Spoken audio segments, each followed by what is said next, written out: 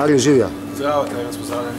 Za zdrav način življenja ni dovolj samo dobra, zdrava telovadba in redno ukvarjanje s športom in drugimi aktivnostmi, pač pa tudi zdrava, dobra, uravnotežena prehrana. Danes se bomo pogovarjali o živilih, ki jih imaš ti v bistvu pod oznako fit živila, za katera meniš, da so lahko še toliko bolj učinkovita od drugih. Kaj je prvo živilo, o katerem se bomo pogovarjali? Ja, res je, Terence, dobro si to povedal v uvodu. Danes govorimo o fit živilih, feel good živilih, feel good odobrenih živilih, kakor želite.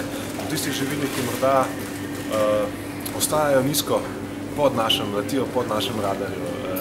Danes v naši družbi pozabimo na njih, oziroma so nekako zanemarjena oziroma spregledana.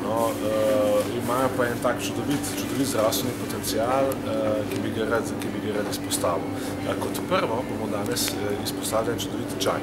V bistvu ni hrana, nima nobene kalorične vrednosti, ampak vseeno pa poseduje en kup zdravstvenih koristi, ki bi jih lahko večkrat vključili v svojo prehrano. Govorim seveda o rojbošu. Tukaj v Krško sem ga našel, ga imate trenutno v cekrčku vašem, se pravi posebej ugodno. Kaj sploh je rojboš? Težko ga je izgovoriti. Mogoče ga kdo od vas prvi sliši za ta čaj. Gre za tako rekoč nek rdeči čaj, rdeči grm. Slišali ste za zeleni čaj in koristi zelenega čaja, vsekakor.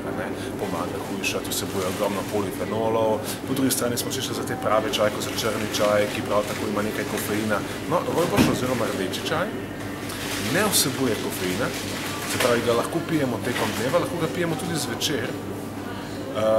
Ne vsebuje tako veliko čreslovin oziroma taninov, zato ne povzroča nekaterim posameznikom presnovnih prebavnih težav in se ga lahko pije čez dan, koristi pa predvsem pomirja centralno-živčni sistem.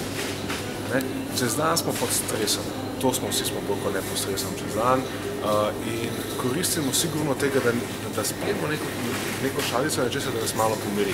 No in nekaj določeni čaj, kot je meta, kot je rojboš, imajo to specifično lastnost in privoščite si zvečer, ko zdaj se rojboš čaja, boste videli, pripravi vas bo na počitek, pomiril vas bo, lažje boste, lepše boste spali. Hvala lepa, Marija.